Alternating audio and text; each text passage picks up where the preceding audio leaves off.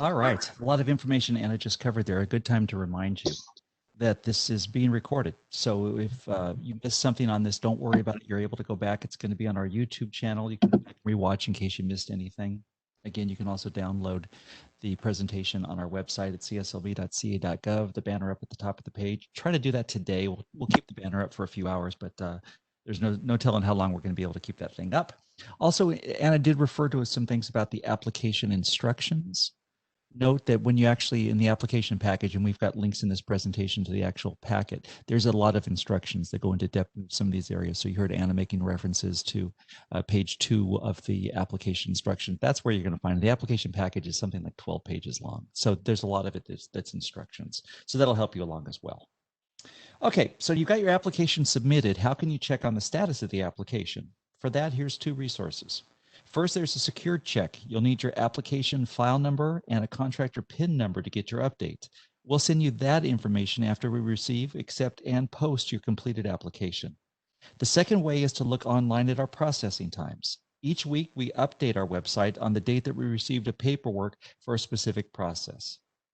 So what you want to do is you want to look for the date being worked on and know that if the date shown there is after the date that we likely received your paperwork, then it's very likely that we're busy working on your application.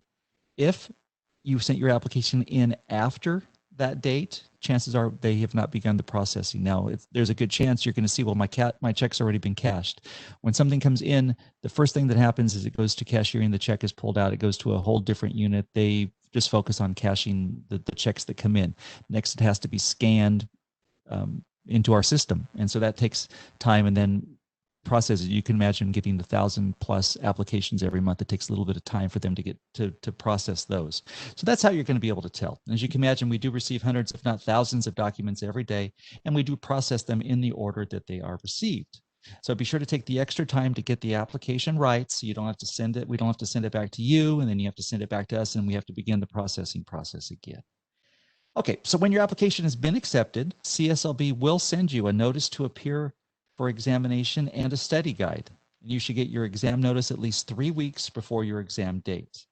With our test centers now reopened, we've added an additional session in the late afternoon and early evening to help us catch up on the backlog that we accumulated over the 3 months that we were closed. Now, we do have 8 test centers around California. We would encourage you to take the exam at the closest center to you. They are here in alphabetical order. Berkeley, which is actually right now the only one that's still closed, but the Berkeley test center is closed. The other offices are test centers are in Fresno, Norwalk, Oxnard, Sacramento, San Bernardino, San Diego, and San Jose. Now, if you're an applicant whose first language is not English and you don't feel confident taking your exam in English, we do allow the use of a translator. The translator who you provide simply reads you the exam questions. Now, question 16 on the application asks if you need to use a translator to complete the examination. Don't wait till the last minute to do this. The translator must be approved by CSLB in advance. You can't just show up on the day of your exam to our test center and then have somebody that you want to translate the exam for you. They have to be pre-approved in advance. Also, we've got study guides available for each of our exams. Now, included in each study guide, you'll find a list of sections and the topics covered by the exam. They also include some sample questions, how each section of the exam is weighted, and recommended resources you can use to help you prepare for the exam. The study guides are available also online on our website, and there's a bonus link there on the bottom of the screen for you to get to those. Now, when you get an exam date, please be sure that you don't miss it. We talked about that a little earlier. If you do fail to appear for your exam, you're going to have to pay a non-refundable $60 fee to reschedule. Now, that fee may be waived once with documented evidence if there's a medical emergency or other circumstance beyond your control. We do have some COVID-19 procedures in place for the test centers. Here they are. Plan to arrive at least 15 minutes early for your exam and give yourself extra time to get yourself checked in. You must wear a face mask or other face covering. If you appear ill, you will have to reschedule your examination for at least 5 days later at no additional charge. And you will not be admitted into the test center more than 15 minutes prior to your exam time. We've also posted a short video, what to expect on test day, that you can watch on our YouTube channel. The link is at the bottom of your screen. You'll take your exam on a touch screen computer. Before starting, you'll see an on-screen tutorial that will take you through the process. The exam itself consists of multiple choice questions. You'll also see a space on each question where you can, if you want, submit a comment about that question. You'll get 3.5 hours to complete each exam. Don't arrive late, or that may reduce the amount of time that you get to complete your examination. You'll get your results at the end of your examination. If you don't pass the exam, you will not be allowed to review the questions that you missed, but you will get a statement showing how you did on each section of the examination. You can reschedule the exam as many times as you need to within an 18-month period, as long as you pay the non-refundable $60 rescheduling fee. Okay, so after you pass your exams, what happens next? First, you will need at this point to pay the $200 for your initial license fee, which will be good for 2 years. You'll also need to complete an online asbestos open book exam. Plus, you'll need to file your required $15,000 contractor surety bond and possibly some other bonds depending on what type of business entity you'll have. And you'll need to get the required insurance policies. If you've got employees, you'll need to get workers' compensation insurance. If you're going to be an LLC, you'll also need liability insurance, so be sure to check our website for the amounts. Please note that your insurance company or broker can actually submit your insurance information directly to CSLB on our website. And if you don't have employees, you must file a workers' compensation exemption form with CSLB, and you can do that online as well. In about 5 to 10 business days, CSLB will send you a wall certificate and a plastic license card. Display the wall certificate in your main office or chief place of business. You want to carry your pocket card with you, especially in situations where you're going to be soliciting business, talking to potential customers, or signing contracts. We encourage consumers to ask you to see your pocket license. If you're going to have salespeople working for you, be sure to get them registered as a home improvement salesperson with CSLB. Check our website for more information on how to do that. Your license will be good for 2 years. It will expire on the last day of the month when it was issued. For example, if a license is issued today, August 7th, 2020, it will expire on August 31st, 2022. Be sure to put that expiration date on your calendar, in your phone, anywhere you need to so that you don't forget it. The CSLB, we do send out a renewal notice in the mail approximately 60 days before it expires, but ultimately it is your responsibility to make sure to renew your license on time. Okay, here's a couple of other important deadlines to keep in mind. First, notify CSLB within 30 days if you move or change your business address. Now, your renewal notice that Anna just mentioned will be sent to the address of record that we have on file. So if you're not there anymore, you're not going to get it, and there's a chance your license may expire. Plus, the Postal Service will not forward state government mail. Finally, be sure to notify CSLB within 30 days of all changes to personnel on your license, especially when it involves the qualifier. Could not be more critical that you get us qualifier information. Your license will be suspended if you do not have a qualifier in place. All right, that is the presentation. So now we're going to turn to your questions. We'll turn our cameras back on so you can see us. And we're going to go through. We must have done a really good job because right now we've only got 30-something questions. We've got a little over 200 people online with us. So if there's something we haven't covered with there, we're going to start going through the questions one by one. But to be honest with you, not a ton of questions that will come in right now. So if you do have a question and you want to go ahead and get that to us. And what I'm going to do is I'm going to go down the line. Sorry, the microphone is I'm blaring through here. So we're just going to, let me get down to the first question and we're going to go through this here. And okay, we're going to start, just so you know, Anna, we're going to start with a question here we got at 9:55 from Joseph. I'm planning to take C7 and my work experience of more than 10 years is outside the U.S. So we did talk about it a little bit. Anna, can you go over again how you'd be able to certify your work experience if you got it out of the country? Sure. So it doesn't matter where you obtained your experience, even if it was out of the country, we would give you credit, but somebody needs to fill out that certificate of work experience. So we would need somebody that has knowledge that you have at least journeyman level experience, even if it's outside of the country, that is willing to fill out your certificate form. Again, we're looking for 4 years of experience within the last 10 years. Okay, the next question is, are exams still going on despite COVID-19? I had to postpone mine since I'm out of state and can't fly into California. Yeah, we are. We've got 7 of our 8 test centers are open. So if you do need to reschedule that, get in touch with us if the travel is not something doable. We are testing obviously that can change at any time depending on the situation. We will publicize it. There is the banner at the top of our homepage where we have all of our COVID-19. So I would say if you're ever wondering if there's any changes, just to check there fairly often. Also, I'd encourage you can sign up for email alerts. If we do end up having to shut down our test centers again, we'll definitely notify our different mass email lists. So be sure to sign up to get emails from CSLB, and we'll let you know when that if that changes at all. Okay. Next one is, can a 4-year degree of electrical engineering from university earn 2 years as qualifying experience? Anna.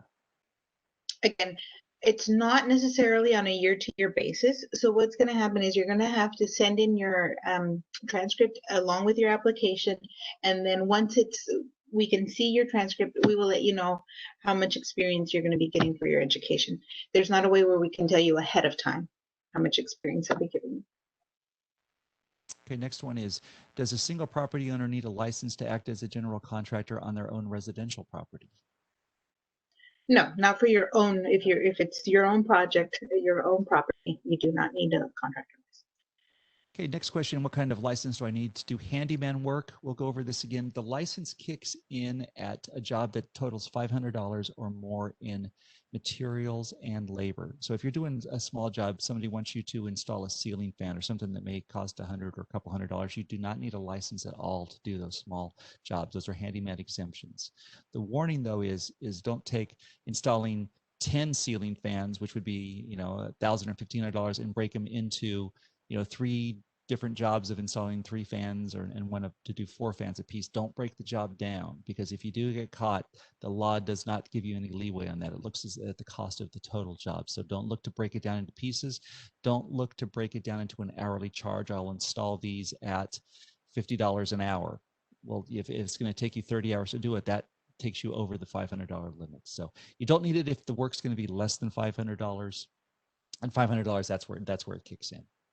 Okay, next one is, for the application classification requested, would I list C61 or the specific D classification? Just so you know, is our C61 is what's called our limited specialty, then all the Ds fall under that. So Anna, how best to classify if you want a C61D limited specialty license? Sure, you're going to want to do C61 / and then the D specialty that you're going after. Great. Okay, here's the next one. A scenario. The husband has 23 years of painting. The first 6 years were training, learning, then 6 to 10 years supervising, and the last 13 have been a head foreman. How would you go about, obviously the last 13 would be the one we'd be interested in, because we can only look back a total of 10 years. So Anna, how best, I know you talked about a little bit in the presentation about the foreman experience. Absolutely. So what we're looking for is 4 years of experience within the last 10, as long as you have somebody who's willing to fill out your work experience certification form and have them be very detailed on what types of duties you performed, what types of duties you oversaw. That's the starting point. That's how you want to begin. You want to fill out your application, fill out the work certificate, have somebody certify that experience, and we will definitely take a look at it. Next question talks about the first step in starting a business. Well, we covered a lot of those things. First, I think those two went together, Rick. Oh, did I skip over? Oh, thank you. I'm sorry. So that's the first step. Oh, the first step is starting. Okay, I'll move on to the next one then. Okay, I'm applying for a license as a sole ownership, but I have not registered. Do I need to register with the Secretary of State? Now, sole ownership is, you don't have to register. Corporations and LLCs are what have to be registered with the Secretary of State. So if you're going to apply as a sole owner, and I think I mentioned about 2/3 of our licensees are sole owners, you do not have to be registered with the Secretary of State's office, but that's your call. There's lots of other pluses and minuses to being a sole owner as compared to a corporation. You kind of have to figure that one out on your own and get some advice from an attorney if you need to. But if you are going to apply as a sole ownership, you do not need to register first with the Secretary of State. The one thing you keep in mind is you do need to get a business license as well, no matter what kind of entity you are. Okay, next one is, I had a question. I'm sorry for the interruption. It's okay. I own a mechanical engineering company for over 15 years and want to expand into general contracting. If I obtain a general contractor on my team, may I use him as an RME for the experience? And I know you touched on this a little bit. If you can just go back over RMEs and also the percentage ownerships, how they have to have that in the company. Sure. So you're going to let us know whoever has the experience. Um, that person is going to be the qualifier. You'll let us know if it's an RME, that's a responsible managing employee. Um, the caveat with that is that he can't be listed as a contractor. So I'm not sure if he already has a contractor's license. If so, he will have to inactivate his own license to be your RME. Um, yes, you can absolutely use him as an RME and have both him and yourself on the license. That's not a problem. Great. Next one is, our company does material handling design and installation of conveyors. We have a B1 license in the state of Arizona, and question if we should apply for a California general contractor B license or just go for a specialty C61 pump conveyor license.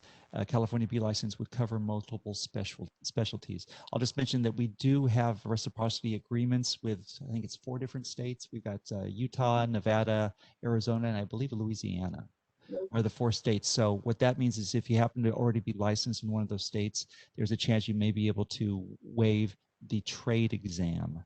You would still have to take the California business law exam, but you may be able to waive that. So we do have a reciprocity page on our website. If you are in that scenario, just go to the website, go in the search bar, type in reciprocity, and you'll get that information. Anna, do you want to handle the rest of it? Sure. So what we would recommend is that you access our classification. We have a classification booklet that you can access on our website. And what it does, it gives you a description of the work that you can do with every classification that we have at CSLB. So you'll want to read the description and see if that's something that that clarifies that question for you. Look at what type of work you're going to be doing.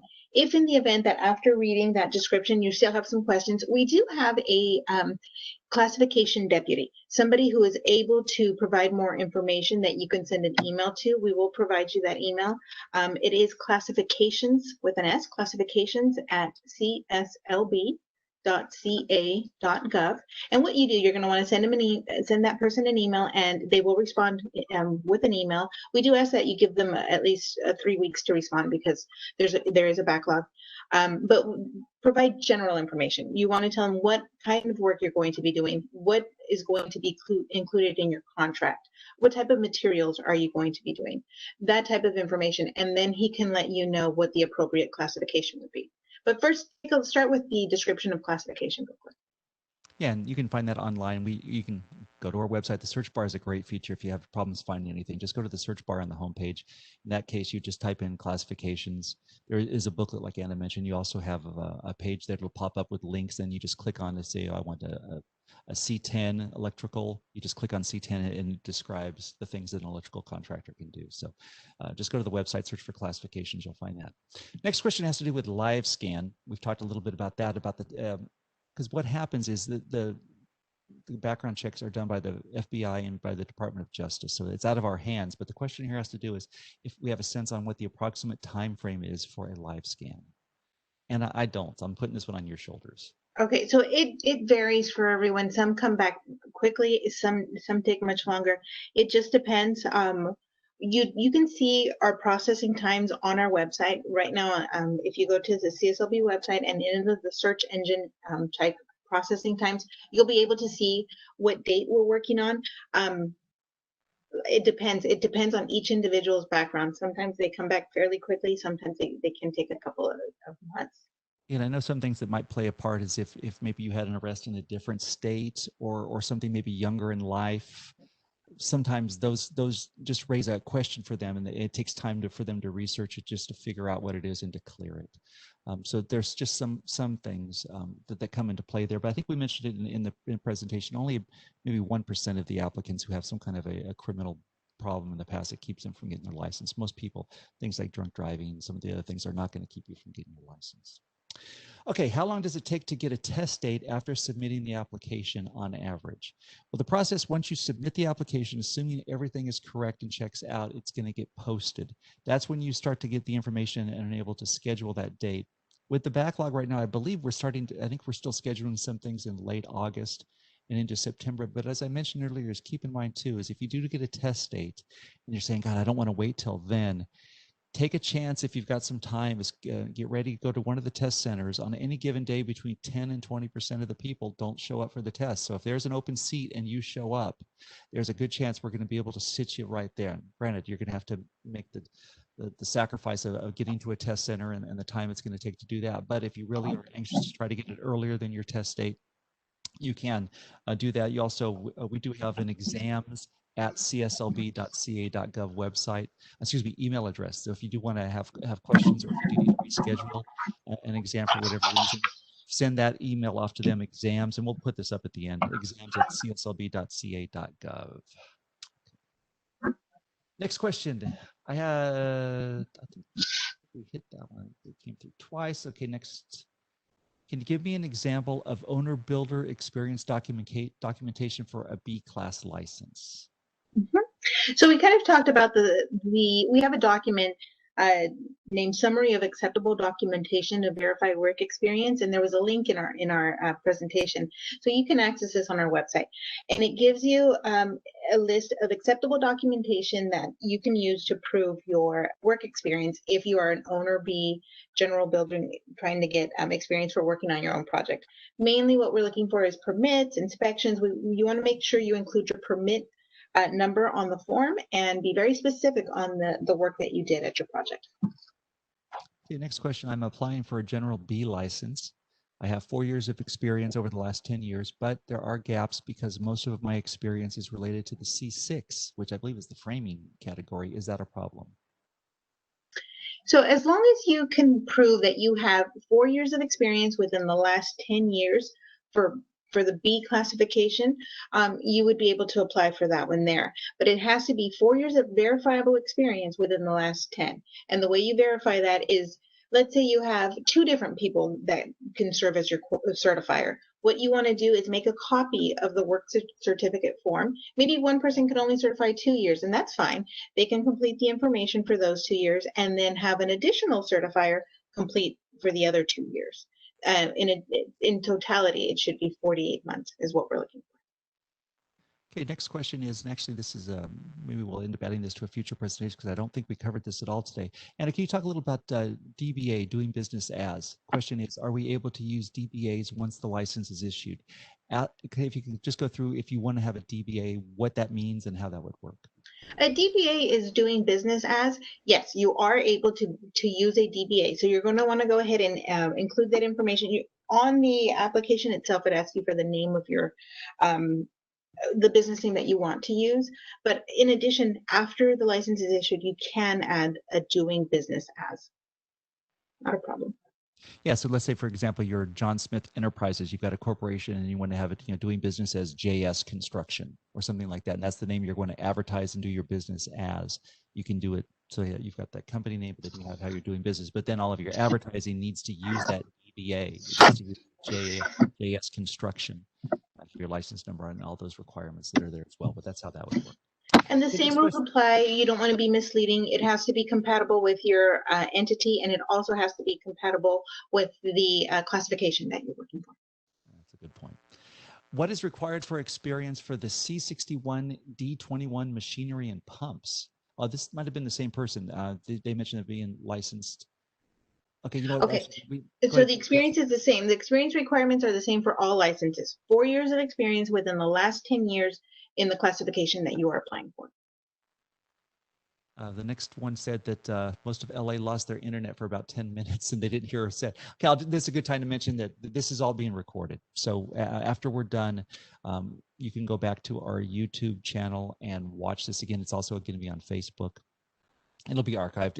Everything in all our wonderful glory here will be there. And actually, this I think is the 4th one we've done. All the previous 3 are online as well. So if you want to binge watch Anna and me, you feel free to do that. So sorry that the internet was out. I'm glad you guys are back. But anything you missed, go back and watch it again. Okay, next question. If my previous employer or supervisor is deceased, who can vouch for my work experience? So your certifier doesn't necessarily have to be somebody that you worked for. Sometimes, very often, applicants do not want to ask their employer to sign their work experience because sometimes they're hesitant to fill out the form. So that's okay. It can be anybody who knows that you have journeyman level experience, somebody who can certify it. And there are different, if you look at the work certificate itself, there are different classifications. It could be a fellow coworker. If you're part of a union, it could be a union representative, somebody from the union. It can be a material supplier, a business partner. So there are different categories. If you look at that certification form, right at the bottom, you'll see that there are different different categories. And so anybody can fill it. It doesn't have to be your boss or the person that you work for to fill out your certificate. Okay, next question has to do with education again, talking about advanced degrees. Can an advanced degree, i.e. Juris Doctorate, earn any credit towards the experience requirement because coursework includes general tort and real property law as well as civil procedure? So we can't tell you exactly how much experience you're going to get without actually reviewing your transcripts. So you're going to want to go ahead and send in your transcripts with your application, and then once it hits a technician's desk, they will review it and let you know exactly how much experience you'll be granted for that education. Okay, next one has to do with asking us to post a link to the website. I'll read it out to you. The fact Okay. that I'll tell you how to do a search too. It's cslb.ca.gov. So Contractor State License Board, CSLB.ca for California.gov for gov. So cslb.ca.gov. Any problems, just go to Google or whatever search feature you use. Just type in Contractors Board, California Contractors Board. We come up at the beginning of all those as well. So you'll be able to find us. Okay, next question is, the class I registered for was an owner, the class I registered for was owner builder processes. Will that be addressed here? We have talked a little bit about owner builder. Anna, can you kind of maybe just reiterate some of the ways people can document, especially with building permits, how they can document their experience if they did it as an owner builder? So there is a form. We have a form. It's called Owner Builder B General Building Construction Project Experience. And we kind of covered each section and what you need to include in each section. But basically what we're looking for, we do need that permit number. You're going to want to include that, how many years. It asks questions like how many years, how many months were you working on this project? What are the dates? And so that information is going to be very important that you complete that form thoroughly. If asked for additional documentation, what we're looking for are a copy of permits, other acceptable documentation that we would look at as well, receipt for materials, things of that nature. So you're going to want to go ahead and refer to the form that we were discussing, and also to the acceptable documentation to prove your work experience. There's a column specific for owner builder. Okay, for our next question, I'm going to throw a curveball at our board chair, David De La Torre. He was with us at the very beginning of the presentation. I see that he stayed online. I'm assuming that he's listening closely to this presentation. The next question I think he actually might be able to help with. So if you are still there, David, if you can either unmute yourself or if you could bring your camera back up. And if not, we'll try to do the best ourselves with it. The question is, I am interested in a career change. I have no professional experience in building or any trades, only DIY, home improvement, and woodworking hobbies.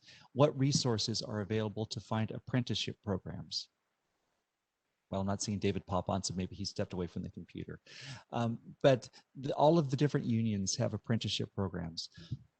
Excuse me. So certainly you can do a web search and find something about the labor unions. If you have a certain interest of type of license you want to get, there's the sheet metal workers, there's the plumber and pipe fitters union, there's laborers, which David De La Torre was on. He's in the Laborers Union Local 261. So you can do a search online if you're interested in apprenticeship programs. They're very anxious to get people into the apprenticeship programs, and there's some really outstanding training centers around California. And the building trades, there's a big one. I think it's the largest in the world in Las Vegas. So they have a lot of the workers from California work on their apprenticeships at this huge, it's a beautiful facility in Las Vegas. So I'd say, the best thing is to do some searches, look for the different union opportunities that are out there for you. Okay. Next question. Can you stack your years of experience? For example, full-time Monday through Friday for a contractor and part-time nights on weekends? Or is it full-time Monday through Friday for a contractor and nights and weekends on your own projects on your own property? Would that count as 1 year or 1.5 years? So they're saying they worked full-time as it, but they also did part-time on weekends on their own property. So what we're looking is for 48 different months. So if that was all acquired in one time frame, it looks like you were working longer days. It would only give you the credit for those months. We're looking for 48 different months. Okay. Okay, next question about the C-Class license. Let's say I want to start a pool service and repair business.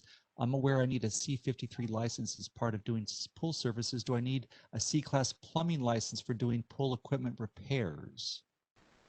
And I So don't, I could read, actually, I don't I'm think sorry. C-53 is the correct one anyway. I think we do have a pool service in our Ds, I do believe, but go ahead. I'm sorry, yes, that is correct. You want to refer back to the description of classifications and look at the different classifications. See what you can do with the C-53. You may not need the C-53. It may be the specialty classification, and it'll tell you exactly the D-35 is a license. It's pool and spa maintenance. So will want to read that classification there and see if what you're including in your contracts falls under that license there. Yeah, and for those interested in the C-53 or normal, that's the way you're going to build swimming pools. So if you do have a C-53 license, you also do not need a plumbing license if you're building swimming pools. The C-53 is going to cover that. We'll cover that. So the D-35 is pool and spa maintenance. Yeah, so if it's just you're looking just for maintenance, look for that one, which makes it a little easier on you. You only have to take the business and law exam. There's no trade exam for that one since it is such a limited specialty. Okay, next question. I have applied for the C-15. Can I add the B later on to the C-15? The answer is yes. Yeah, go ahead and get that C-15, get to work, then start the process of getting your B, going through the same system again, documenting and verifying the experience. And you would just have to take the trade exam. You don't have to take the business and law a second time. You only have to take it once and pass it. Then you would just need to take the trade exam to get that license added. So you can add as many classifications to your licenses as you can prove the experience for. Sometimes, like if you have a corporation, maybe one person can qualify this classification, another person qualifies another. It doesn't have to be one person qualifying all of the classifications. You can have different people qualify different classifications on your license. That's a really good point. Yeah, some of the businesses as they grow, you may run into somebody who you're real good friends with or a business relationship with that does something that's completely beyond it, but is interested in teaming up and maybe taking his experience to qualify that, and you can maybe add that to your business. That's a great point. Okay, next question is, what is a good website for study guides? What I would say is go to our website. We do have our study guides, and one of the things we have on there is we do have other resources. There's a whole very detailed process. We update all of our exams by law every 5 to 7 years, and as part of that process, we have people from the industry in. We use the latest code books and all the different resources. Those resources are all listed on those study exams. So the best thing I say is go to our website, go to the search bar, just type in study exams, go to the classification you're looking for, pull that study exam up. It'll have some other resources that you can use. I'd also encourage you to use the California Contractors license guide and reference book. We have it towards the beginning of the presentation. You can download a PDF for free on our website, or if you want a hard copy, it's like an 1,100-page book. Sorry about that, but it's got all of the laws and all the different codes. That you can purchase it as well if you'd like a hard copy. I think it's $30 or $40 to purchase that. It's through an outside company, not through CSLB, but you can download it for free on our website. The first 150 pages or so talks about the different things you need to know about running a business, the different requirements. That's a really good place to look as well. Now, just to be fair, there are license preparation schools that are out there. You do not have to go to them, but they are a service. So if you feel like that would be a good investment for you to do, you certainly do have that as an option, but it's not required. A lot of people do come to us and say, well, I got to go to school before I can get it. There's, as we said at the beginning of the presentation, there's no education requirements. You don't have to go that. If you think it's something that would be a benefit to you, or if you think in some cases they're going to help you do your applications and put that together, if you think that's a good investment, that's a call you make. Hopefully with the workshop and other things that we've got available, you've got enough resources there to be able to do that. But if you think it's something that will help you, certainly that's available. Go online. There's plenty. They're very easy to find as well. Where the schools are. Okay, next question. In a general partnership, LLC, or corporation, would the qualifying individual take the business test as well as the trade test? And is the main qualifier applying for the C-36 and the qualifying individual for the C-20, would both persons take both tests? Okay, so when you apply, you're going to select one classification first. So let's say, for example, in this one, the C36, who you will let us know who the qualifier is. You'll tell us this is a person who has the experience. This is a person who is completing the work certificate experience form, has a certifier that can prove that he has 4 years of experience in the last 10 years for the C36. Once that is issued, if you would like to add the C20, there's a separate form. It's an additional classification application that you're going to want to submit, letting us know that you want to add the C20 classification. You'll let us know who your qualifier for the C20 is. It does not have to be the same person for the C36. However, the first application, when you send in your initial application, you're going to select one classification. That person will take the business and law and the trade exam. When you submit the additional classification, that person no longer has to take the business and law. They would only be coming in to take the trade, the C20 exam. Okay, next question has to do with, is there any way to take the exams online? They appear to be in New York. Right now, no, there isn't. There's just art test centers. There's actually legislation going through right now that would allow us to contract out the service. And a lot of the services out there do have test centers in other states.